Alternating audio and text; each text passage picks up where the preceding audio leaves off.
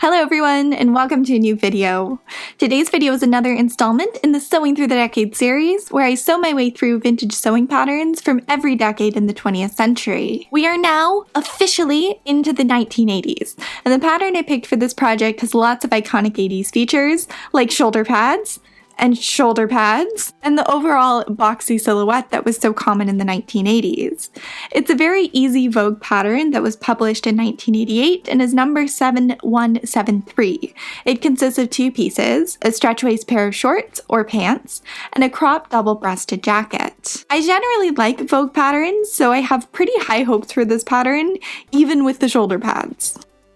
The instructions go through the jacket construction first, so that is the first garment that I'll be making, and that begins with cutting it out. And I'm actually using a fabric that was previously featured in the 1950s skirt video. I had just enough left for this jacket, with a few alterations, like adding a seam to the sleeves because I couldn't fit the full width of them on the pieces I had remaining. The grain line may have had to be ignored at a few points as well, though I don't think it really affected the overall look of the jacket. I'm also cutting out interfacing for pieces 3 and 4, which will form the jacket facing. These are cut using the same pattern pieces that are used for pattern piece 3 and 4, but the edges are trimmed by a ½ inch. This way the interfacing won't extend into the seam allowance and add unnecessary bulk. Now I'm removing pieces 3 and 4 from the pattern tissue and fabric. Piece 4 had to be pieced given the amount of material I had, so it was sewn together, then the interfacing was fused on. I fused interfacing to piece 3 as well, then skipped ahead in the instructions and sewed the front and back facing together at the shoulders.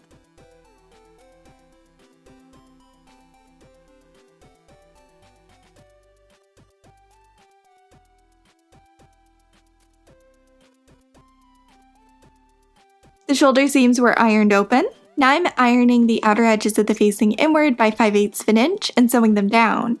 And I actually misread their first instruction, which involved sewing the outer edges of the interfacing to the fabric pieces with the right sides together. When folded inward and fused down, the interfacing finished the edges. I'm bummed I didn't pay more attention to the interfacing steps because I've never seen that done before, and it would have been neat to try. I just assumed they were telling me to follow the manufacturer instructions like they always tend to. Plus, if I'd done it their way, then I could have skipped sewing the edges down at this point. After ironing, I'm jumping back to the second step, which is just sewing the front sections and back together at shoulders.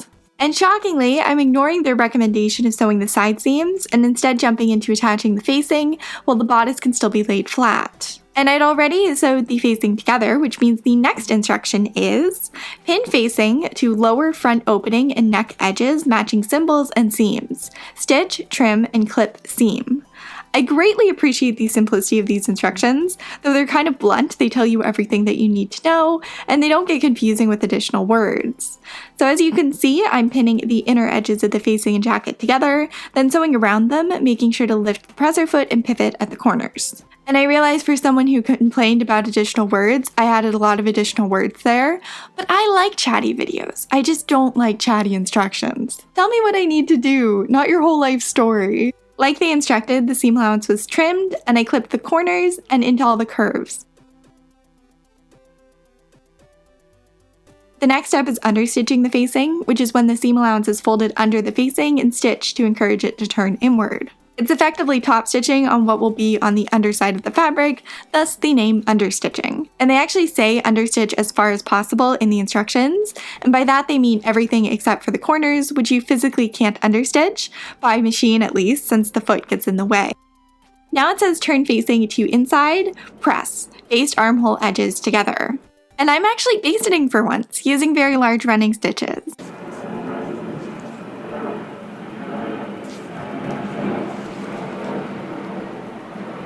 Let's all just take a break for the loudest plane ever. And now I'm finally following their second instruction and sewing the side seams, then ironing them, of course.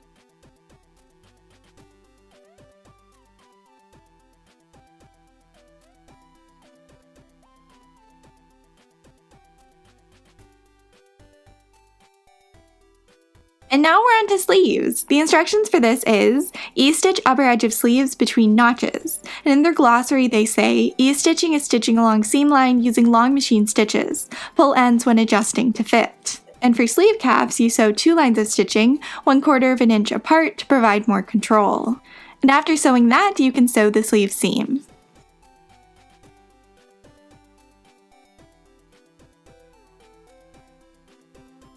For the cuffs, they say to turn up sleeve hem, base close to fold, finish raw edge, sew hem in place, press. I'm finishing the hem with bias binding, sewn on so the bottom edge of the binding is level with the hem. Then I'm trimming the hem to about 1/4 inch so it doesn't extend past the bias binding, and I'm folding the sleeve inward on the hem line.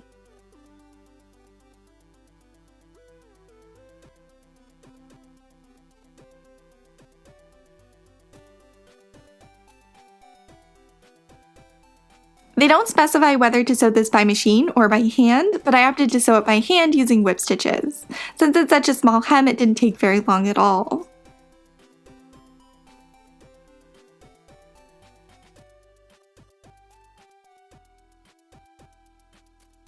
Now I'm pulling slightly on the E-stitches to gather the top edge of the sleeve. To set the sleeve, they say, with right sides together, pin sleeve into armhole matching symbols, underarm seams, and large circle to shoulder seam. Stitch and stitch again 1/4 inch in seam allowance. Trim close to second stitching. Press seam allowance flat. Turn seam towards sleeve. The double line of stitching is to prevent fraying, and the trimming is to increase the sleeve mobility by reducing the seam allowance. I swear I trimmed it down, but I apparently neglected to film it, so you'll just have to use your imagination for that one and trust me.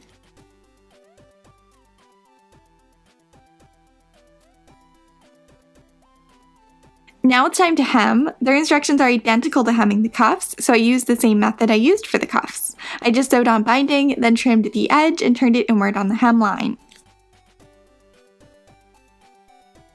They left a pretty generous 1.5 inch hem allowance on this, and I decided to whip stitch it down as well. The ends, I cross stitched the bottom of the facing to the portion of the hem that is folded inward.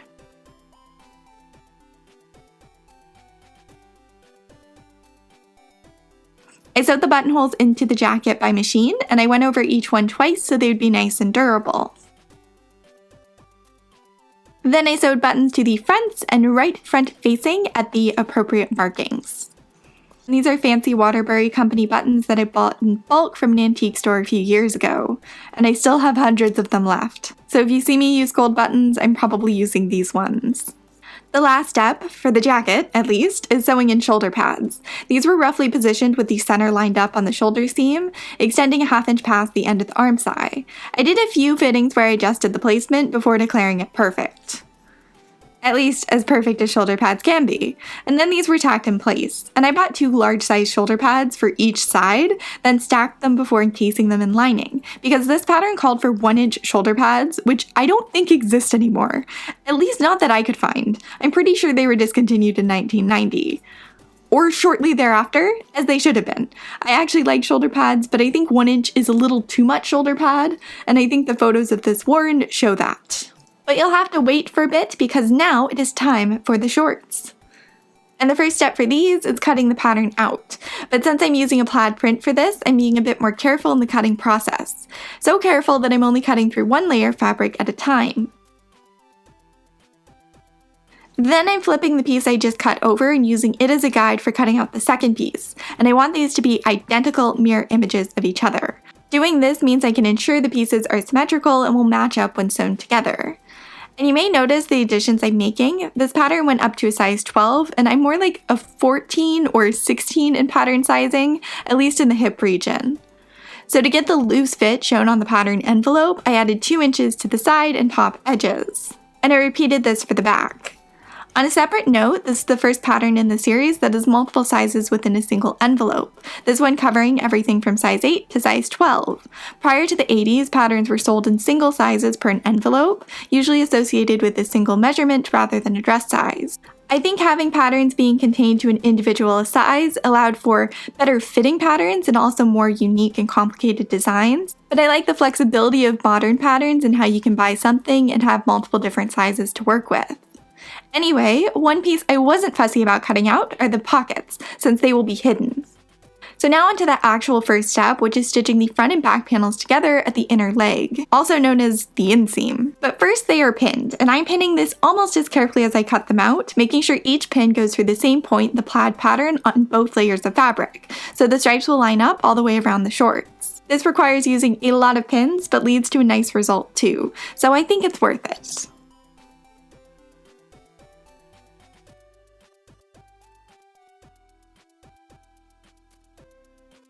And now those pieces can be sewn together.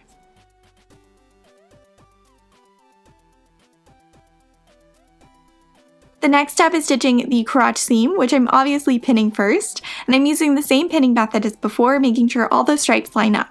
If anything, I was more thorough this time, since these will be on the center front of the shorts, which are kind of the most visible part.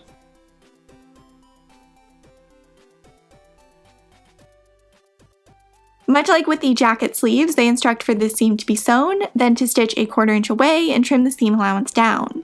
Which I actually filmed this time. Look at me showing the whole process and stuff. Though I shouldn't be too pleased with myself, I majorly screwed up this next bit.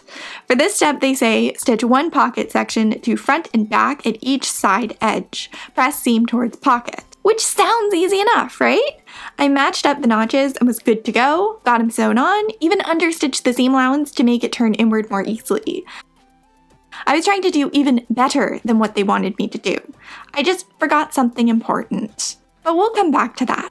The next step is to stitch the front and back together at the sides, leaving an opening between the large O's. Stitch pocket edges together to side seams. Those O's in question are the opening for the pocket, and I love this method of installing pockets. It's so easy. They become part of the side seam and fold inward after everything is stitched up.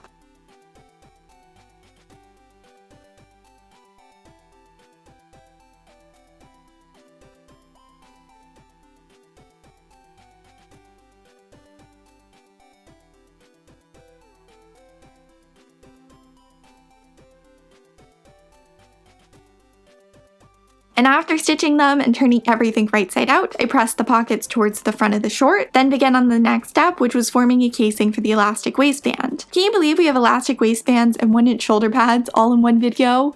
All this is missing is Velcro and chiffon, and it would be my nightmare garment. Anyway, the casing is formed by turning the upper edge inside a long fold line, which is about 2 inches away from the top of the panels, and turning in 1/4 inch on raw edge, then pressing that, stitching it, and leaving an opening, then stitching again close to the upper edge. I'm ignoring the order of steps there and turning this edge inward by 1/4 inch first, then sewing it down. And now this is where the goof up becomes obvious. The top edge of the pockets is supposed to be caught by the waistband casing when it's turned inward, but since I added 2 inches to the top edge, yet sewed the pockets on in their original place, they are 2 inches lower than they should be and are not caught by the waistband casing. So I'm using cross stitch to hold them in position instead, which works but really isn't ideal, and it would have been easy to change the pocket placement if I'd thought about it earlier. I just didn't, and it was a little too late to change it at this point. I couldn't really rip them out since I'd already notched them, and I couldn't recut this because I didn't have enough fabric left.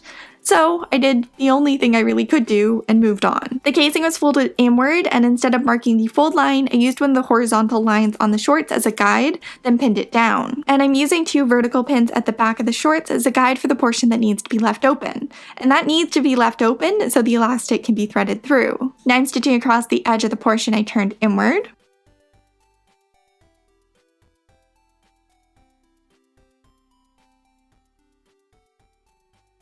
And then stitching again 1/8 of an inch away from the folded edge.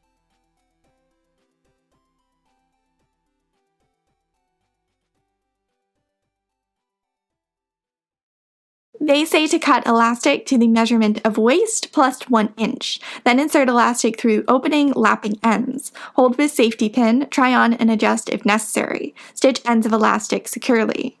I'm actually using a bobby pin to thread the elastic through the casing. And once I had ends sticking out from both sides, I pinned them together and stitched them. Now I'm stitching the opening closed while stretching the elastic. The last step is turning the hem to an even width and finishing the raw edge.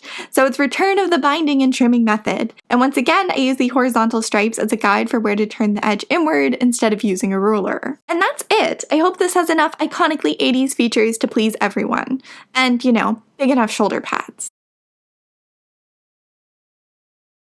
This is what these garments look like together. It's not the most flattering thing in the world. I don't think I've ever felt more like a box in my entire life, but it's a look and it's kind of cute in a 1980s-ish way. So that's the 1980s, and now there are only 2 videos left in this series. I'll be doing the 90s and 2000s, and then it's on to something new. If you're interested in seeing me sew through those decades, then please consider subscribing. And if you missed out on any of the previous decades, I will have a playlist linked in the description box down below. Also in the description box, you can find a link to my Patreon, which supports this project and all of my videos in general, and provides a bunch of exclusive content. So if that interests you, you can check that out too. Thank you so much for watching this video. If you enjoyed it, then giving it a like and a comment really helps me out, and thanks for watching. I will talk to all of you guys very soon.